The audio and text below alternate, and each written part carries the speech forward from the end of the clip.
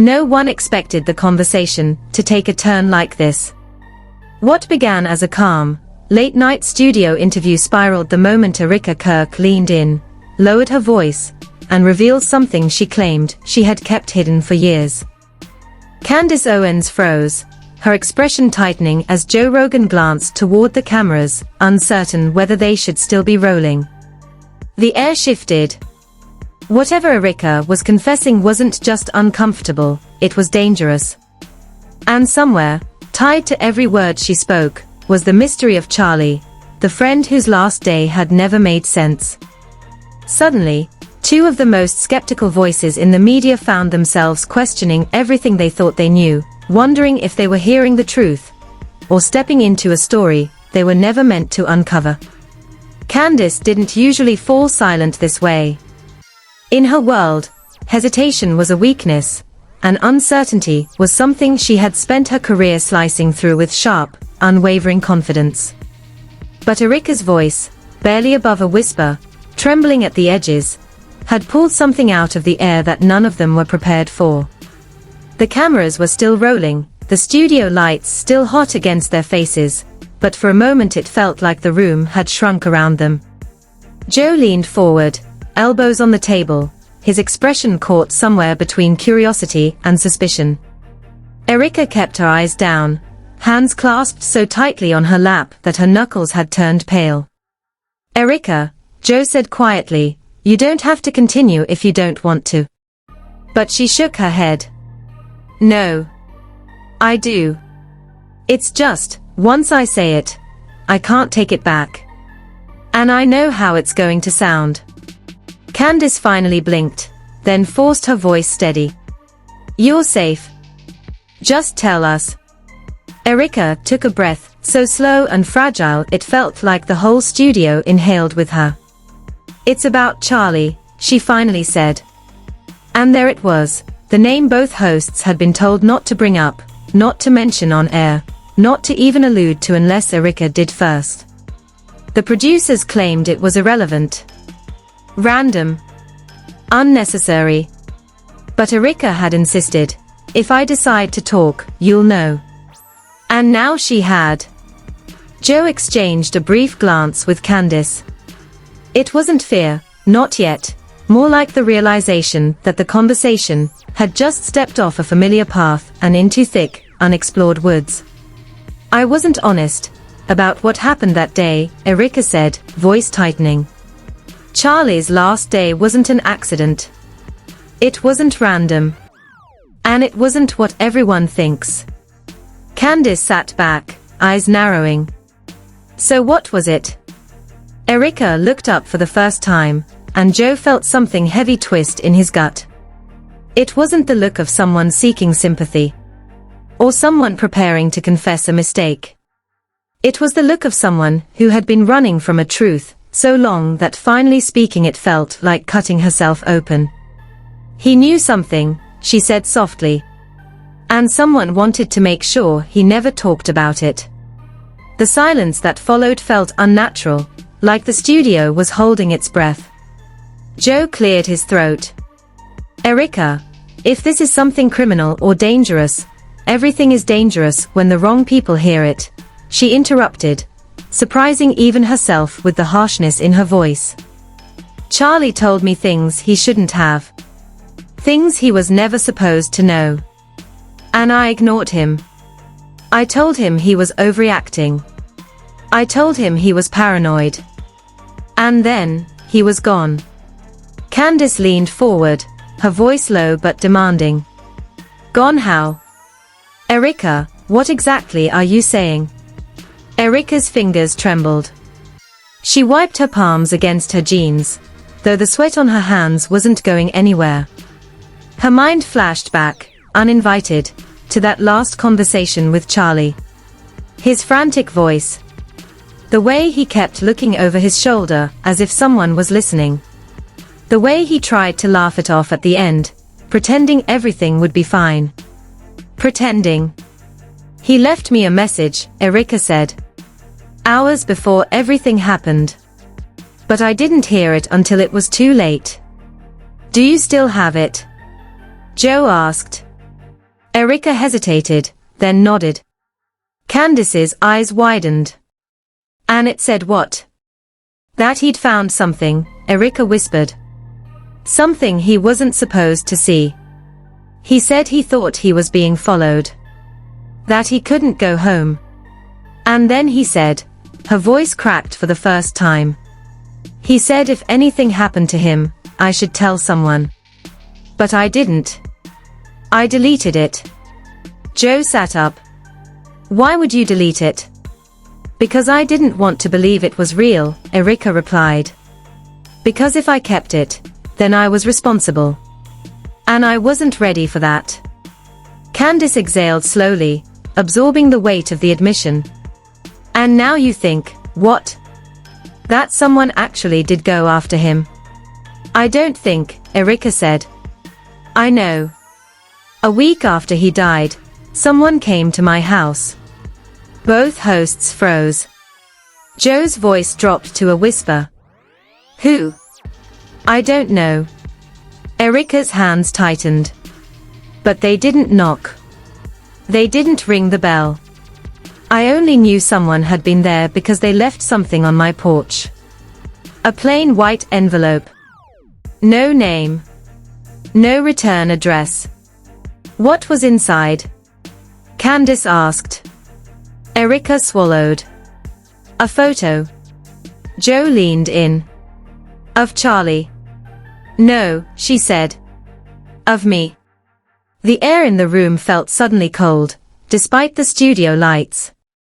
Candace's expression shifted, not fear, but calculation. She wasn't someone easily rattled, but even she appeared shaken by the implication. Erika, this is serious, she said.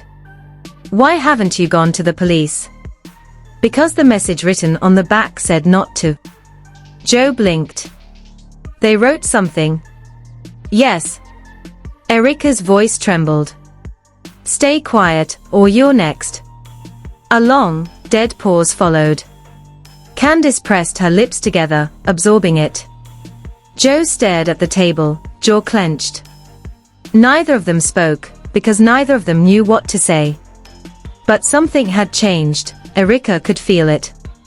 What she had carried alone for so long was now in the open. And she wasn't sure if relief or dread was winning. Why are you telling us now? Joe finally asked. Because I can't run from it anymore, she said. Because too much time has passed. And because something happened last night. Candace's eyes snapped toward her. What happened? Erika took another breath. Someone called me. From an unknown number. They didn't say their name. They didn't say why they called. They only said one sentence before hanging up. Joe's heartbeat picked up. What did they say? Erika looked between them, her voice barely audible. They said, you weren't supposed to talk to them. The room seemed to pulse with tension. Candace sat up straight, instantly alert. Joe's eyes darted toward the control booth as if expecting someone to burst through the door. A chill ran down Erika's spine. She hadn't spoken that part aloud to anyone until now, and saying it made it feel real in a horrifying new way. Erika, Candace said, her voice steady but tight, that means someone is watching you. Watching all of us, Erika murmured. Joe shifted uncomfortably, glancing at the cameras. We should stop recording. No, Erika said quickly. That's what they want. Silence. Fear. Isolation. If I stop talking now, I never will again. Candace's expression sharpened. She didn't like being threatened. Never had. Fine, she said. But you need to tell us everything. Start from the beginning. What did Charlie find? What did he tell you before? A sudden thud echoed from somewhere outside the studio. All three froze. It wasn't loud. It wasn't dramatic. But it was close, too close. A metallic sound, like someone brushing against a piece of equipment. "Don't open it," Erika whispered. Joe didn't look at her. "We have to." "No," she insisted, voice shaking. "That's how it starts. It looks harmless, and then suddenly you're pulled in deeper than you ever meant to go." Candace exhaled sharply. "Erika, we're already in it."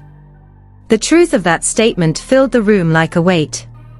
Any chance they had of treating this as a misunderstanding was gone the moment that envelope slid into Joe's hand.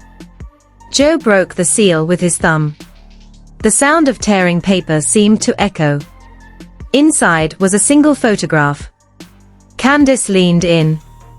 Her breath hitched. The photo was of the three of them, taken minutes earlier.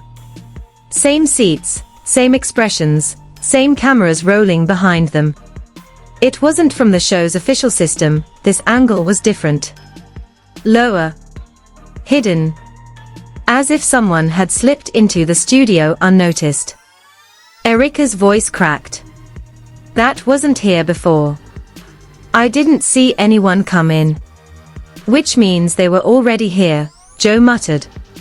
Candace felt a chill crawl up her spine, slow and cold. She had faced controversy, threats, and internet outrage more times than she could count, but this wasn't any of that. This was physical. Close. Personal. "Flip it over," she said. Joe hesitated, then turned the photo. 3 words, written in the same red ink: "Keep them talking." Erika recoiled. "See? This is what I mean. They want me to say more. They want you involved. They are manipulating this. Every step is calculated." "Who is they?" Candace demanded. "You keep saying they. Who are we talking about?" Erika pressed her trembling hands to her face. "I don't know. Charlie never said a name. He only said he stumbled onto something he shouldn't have. I thought he meant a scandal, or corruption, or something political. But after he died and the envelope came to me, it was like someone was warning me that whatever he learned wasn't meant for either of us." Joe sat down slowly, the photograph dangling from his fingers. "You think they're watching us right now?" "Yes," Erika said instantly. "I've known since last night." Joe rubbed the back of his neck, trying to make sense of the danger. "Then we need to bring in security. Call someone. We can't just sit here." Candace shook her head. "And say what?" "A mysterious envelope showed up and we're scared. They'll think we're paranoid. We need evidence, something concrete." She pointed to Erika. "Whatever Charlie found, you need to tell us."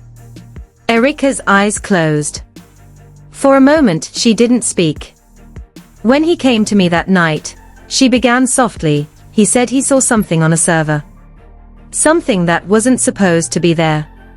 He worked with a tech team doing contract work, and one night he stayed late, because the system kept crashing. He thought it was a glitch, something small. But when he checked the logs, he found a folder he didn't recognize. Hidden. Buried." Joe leaned forward. "What was in it?" Erika's voice dropped to a whisper. "Files. Videos.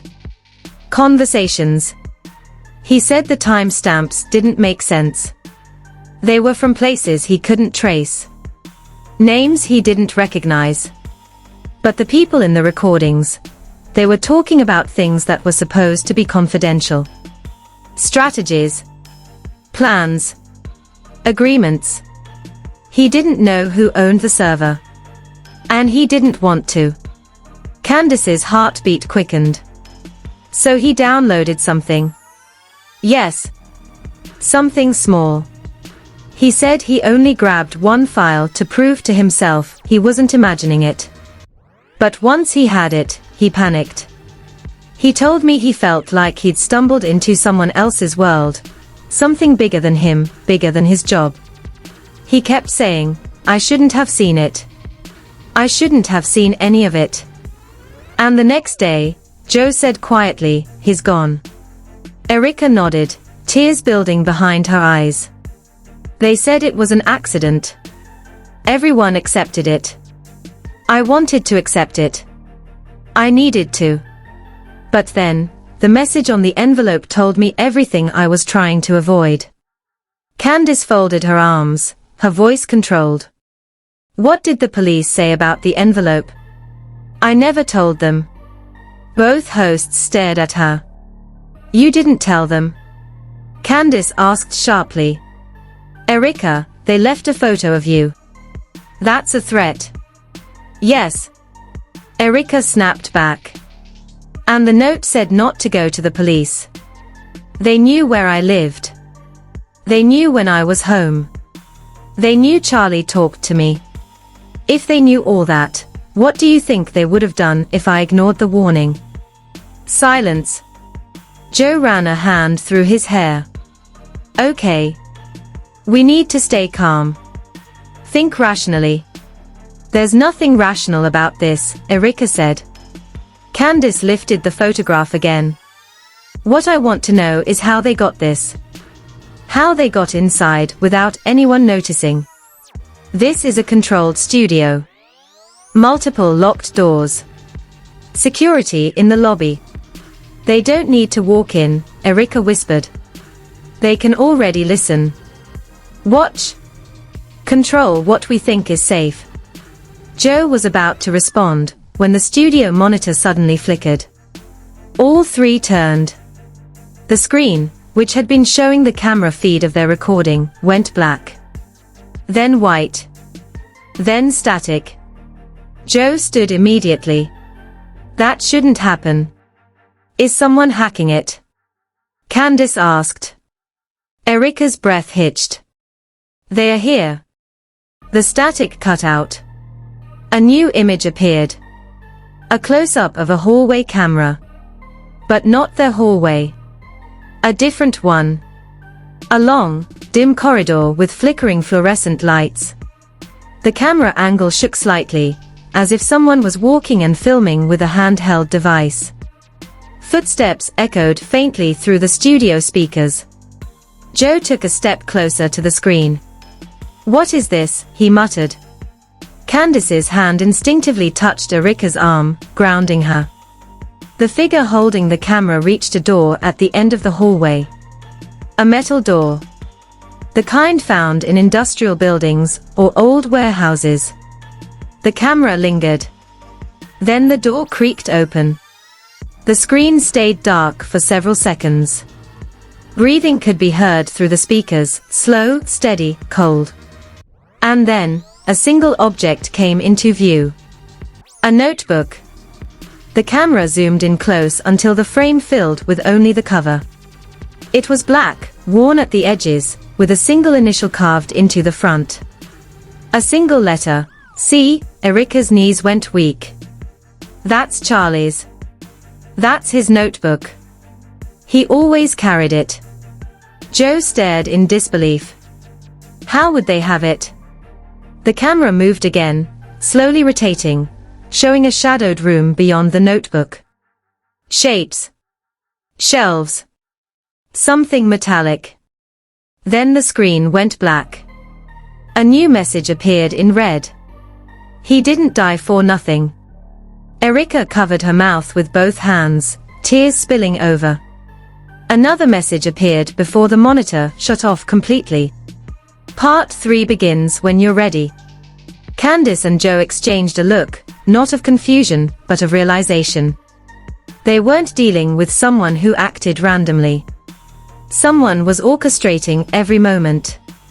Someone who wanted them involved. Someone who had already pulled them in too far to walk away. Erika trembled, her voice barely audible. It's starting again, isn't it? Joe inhaled sharply. No. It's already started.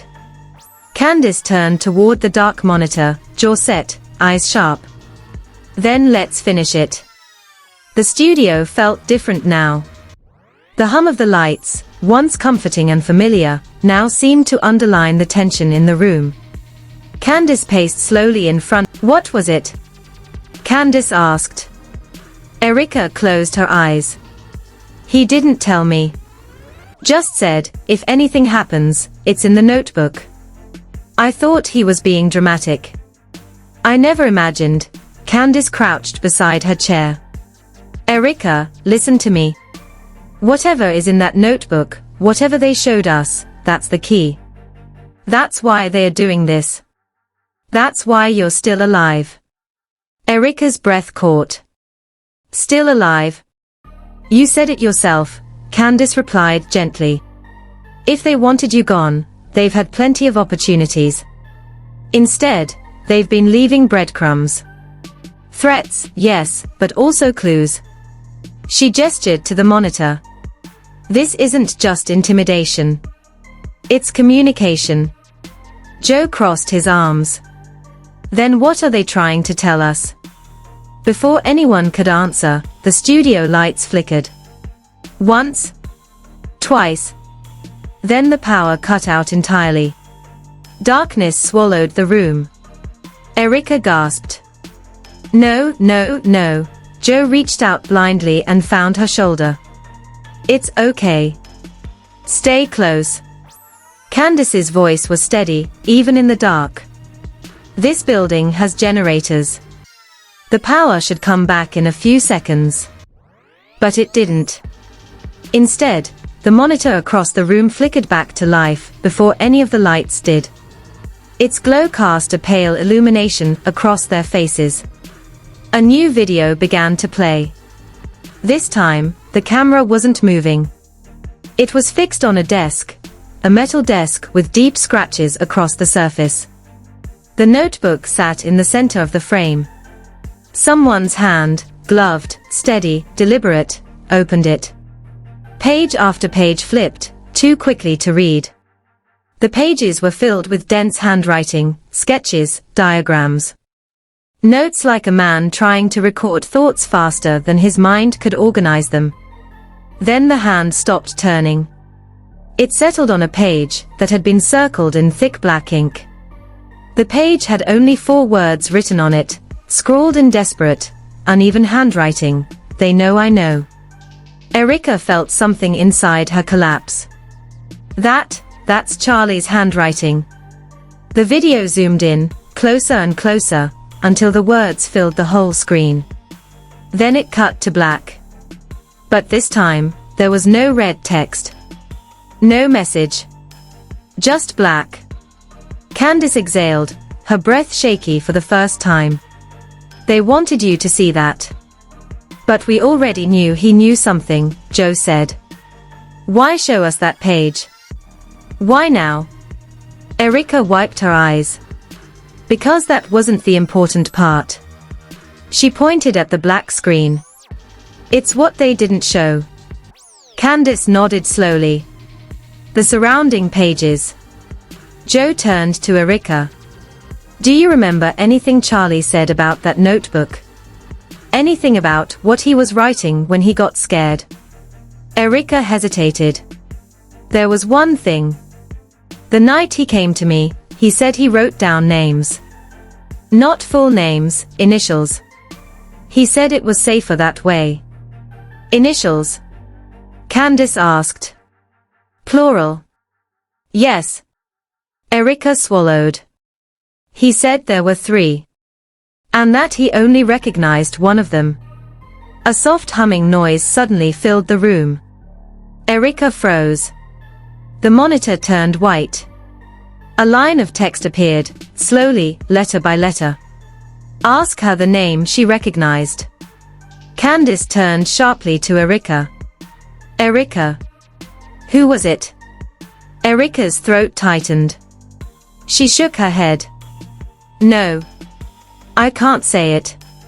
I promised Charlie I would never say it unless what? Joe pressed. Unless I was sure someone else already knew. Candace pointed at the screen. They know. They're telling us to ask. You're safe. Erika looked from Candace to Joe, her eyes filling again, but not out of fear this time. Out of resolve. It was someone in his workspace, she whispered. Someone he trusted. Someone who had access to the same servers he did. Who? Joe asked softly. His supervisor, Erika said. His name starts with. A loud bang erupted from the hallway. This one wasn't like the noises before. It was sharp. Violent. Close. Joe instantly positioned himself between the door and the others. Candace grabbed Erika's arm and pulled her against the wall. Another bang. Are they trying to break in? Erika whispered. No, Joe said quietly. That sounded like something falling. Something heavy. The hallway light flickered back on through the door's window. A long shadow moved across the floor. But not toward the studio. Away from it. Candace frowned. Someone's leaving. The shadow disappeared around the corner. Joe opened the door cautiously and stepped into the hallway. Candace followed, pulling Erika with her. A thick envelope lay on the floor. This one wasn't plain. This one had writing on the front. 3 initials. C-O-J-R-E-K. Erika covered her mouth. Those are our initials. Joe knelt and picked it up. Inside were 3 items. A keycard. A location printed on a slip of paper. And last, a single torn page from Charlie's notebook. Joe handed it to Erika carefully. Her breath trembled as she read it. They're not trying to stop you, she whispered. They're trying to finish what Charlie started. What does the page say? Candace asked. Erika handed it to her. Candace read the words aloud. If you're reading this, it means I failed. But you still have a chance. The truth is bigger than us. Don't run. Don't hide. Follow the file. Joe lifted the keycard. This must be access to the location. Erika stared at the slip of paper. It wasn't an address, just coordinates. Coordinates that matched nothing she recognized.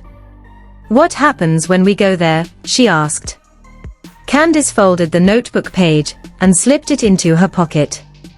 We find out what Charlie found, she said. And we end this. Joe looked at both women. So, he said quietly, are we doing this? Erika straightened her shoulders. Her fear was still there, but beneath it was something stronger. Determination. Yes, she said. For Charlie. Candace nodded. For the truth. Joe pocketed the keycard. Then let's go. Behind them, the studio monitor flickered one last time. None of them saw it. None of them turned back. A final message appeared in red. End of part 3. Below it, a second line formed slowly. But not the end. Then the room went dark. If you've made it this far, you already know this story isn't over, not even close. But the next chapter depends on you. If you want us to continue unraveling Charlie's final message, uncover the truth behind the notebook, and follow those coordinates to whatever waits on the other side, then make sure you hit that like button, subscribe, and turn on the notifications, so you don't miss what comes next. Drop a comment below telling us, continue the story, if you're ready.